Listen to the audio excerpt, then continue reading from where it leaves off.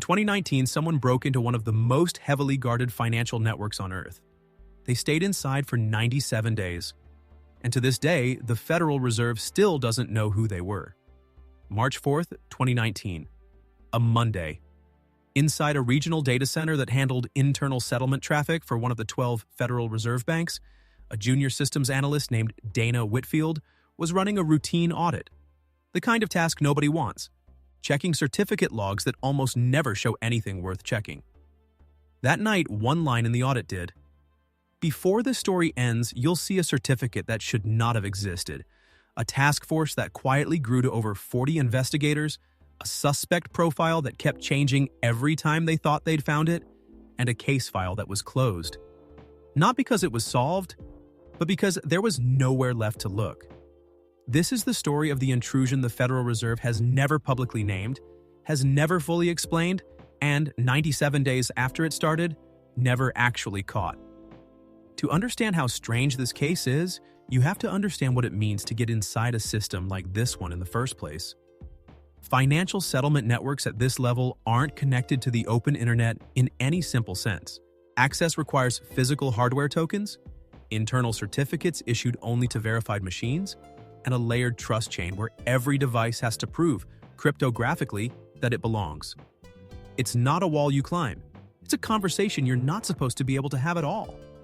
What Dana found that Monday night was a certificate, valid, signed, trusted by the internal system, issued to a device that, according to every inventory record the bank had, did not exist. She flagged it. Standard procedure. Somebody would look at it in the morning. But by the time anyone did, the certificate had already been used to authenticate 3 more sessions, moving quietly between systems that had no business talking to each other. And then, just as quietly, it stopped. So how do you investigate an intrusion that already knows how to disappear? That question is what brought in the people who don't usually show up for a certificate anomaly. Within 72 hours, a joint task force had formed. Internal Fed security, an FBI cyber unit, and eventually, according to internal briefings later referenced in a congressional oversight hearing, a liaison from NSA's Financial Infrastructure Division. 40-some investigators for one line in one audit log. The first theory was the obvious one, a foreign state actor. It fit the target. It fit the sophistication. Financial infrastructure has been probed by nation-state groups before.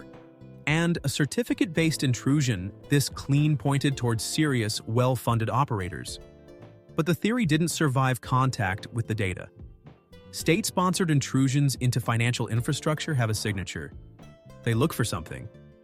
Market-moving information, positioning ahead of policy announcements, leverage. This intruder had access to exactly that kind of information for over 3 months, and touched none of it. No market data was queried. No policy documents were accessed. Whoever this was had the keys to a room full of things worth billions of dollars and appeared to want none of them. That's the first thing that didn't make sense. The second came from the logs themselves. Every session the intruder ran was short, never more than 11 minutes. And every session ended the same way. Not by disconnecting, but by the certificate quietly rotating itself to a new, equally valid identity. Nation-state groups sometimes rotate infrastructure. They rarely rotate cryptographic identity mid-operation, inside a network, without ever needing to re-authenticate from scratch. That takes a level of internal understanding that isn't something you buy from a state intelligence budget. It's something you'd need to have built by hand from the inside out. Here's the mechanism, as close as investigators were ever able to reconstruct it. The intruder had found a flaw in how the Internal Certificate Authority validated renewal requests. A narrow window where a device could request a renewed identity without reproving who it originally was, as long as the request came from inside an already trusted session. In plain terms, once you were in, the system would keep quietly retrusting you forever, without ever asking who you actually were. It wasn't a backdoor, it was the front door, misreading its own rules. It's the kind of flaw that isn't found by scanning for vulnerabilities. It's the kind of flaw you find by reading documentation nobody else bothered to read for months until you understood a system better than the people who built it. That's when the investigation turned inward. If the intruder understood the certificate renewal process at that level of depth, the working theory shifted. Maybe this wasn't an outside job at all. Maybe it was someone who already had legitimate access.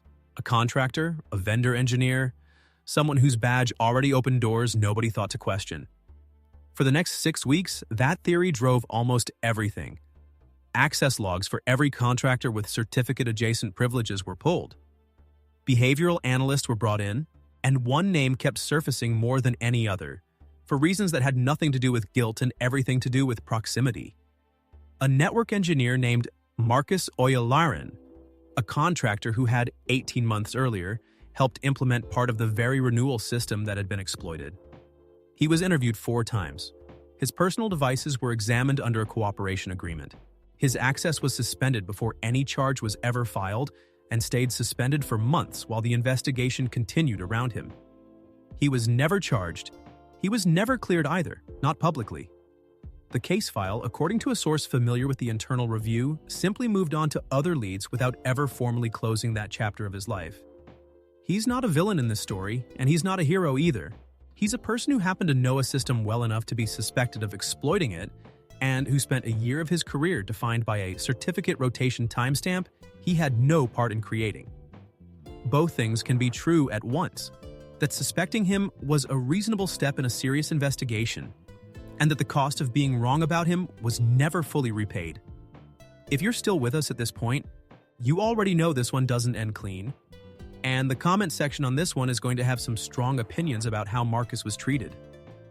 By the summer of 2019, the contractor theory had quietly stalled. No device recovered anything connecting Marcus, or any of the 11 other contractors examined, to the sessions themselves. Whoever this was had covered the one trail investigators thought they'd finally found. So the task force went back to the sessions. 97 days. Investigators eventually mapped every single one, 34 total sessions, each under 11 minutes, spaced apart in a pattern that seemed almost deliberately irregular, never on a predictable schedule, never twice from what forensic tracing could identify as the same originating infrastructure. Each session bounced through at least 2 intermediate relay points before reaching the internal network. And those relays were themselves temporary. Rented server space, paid for through cryptocurrency, abandoned within days of use. How do you catch someone who never uses the same door twice and burns every door down behind them? That question sat at the center of the case for the rest of the year. And it's where the second real contradiction shows up. The one that, to investigators who work the case, is still the hardest to explain. On session 29, deep into the intrusion, the intruder made what looked like a mistake. A single relay connection held open 4 seconds longer than any other session before it. Long enough that a fragment of routing metadata was captured before the connection dropped. It pointed toward an exit node with a partial signature matching infrastructure previously associated, in an unrelated case 2 years earlier, with a small-scale credential theft operation out of Eastern Europe. A group investigators believed had disbanded after 2 of its members were arrested in 2017. For a moment, it looked like the case might close. And then it didn't. Because nothing else about Session 29, or any of the other 33, matched that group's known methods. Their old operations were noisy, financially motivated, focused on stolen card data. This intrusion was surgical, patient, and it touched nothing resembling profit. Either the fragment was a coincidence, recycled infrastructure, sold or repurposed after the original group's arrests, or someone had gone out of their way to leave a 4-second trail pointing at exactly the kind of lead that would send investigators somewhere else entirely. Nobody working the case has ever been willing to say, on record, which of those 2 explanations they believe. This case made it to the channel. Not everyone does. Some files never leave the vault, the ones we can't post here. If you want those, the link's in the description. By late 2019, the certificate that started everything hadn't been used in months. It simply stopped rotating, stopped authenticating, went dark the way it had first appeared, without warning, without explanation. Whether that was the intruder walking away on their own terms or the intruder realizing the trail had gotten too warm, is something the task force never resolved either. The formal investigation was quietly wound down in 2021. Not solved, not officially abandoned. Just, in the language one internal reviewer reportedly used, deprioritized pending new information that has not materialized. 97 days of unrestricted access to one of the most sensitive networks in American finance, and the file closed with a shrug instead of a name. Dana Whitfield, the analyst who found the first anomaly, left the organization 2 years later. In a brief public comment at an industry conference, she noted only that finding something is never the hard part of a case like this. Living with never knowing what it meant is. She didn't elaborate further, and nobody who asked got more than that. And that's the part of this case that never sits right. Not the sophistication, not even the fact that they were never caught. It's that every piece of evidence investigators found pointed somewhere slightly different. Nation-state, then insider, then a disbanded criminal group, then nothing at all. As if the intrusion had been built from the very first session to survive being looked at from every possible angle.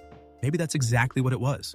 Or maybe the real explanation is simpler and less satisfying than any of the theories investigators chased for 2 years.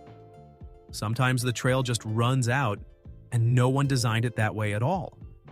So, in the end, was this the work of someone patient enough to outthink 40 investigators for 2 straight years? Or did the Federal Reserve just get unlucky, chasing shadows that were never as coordinated as they looked?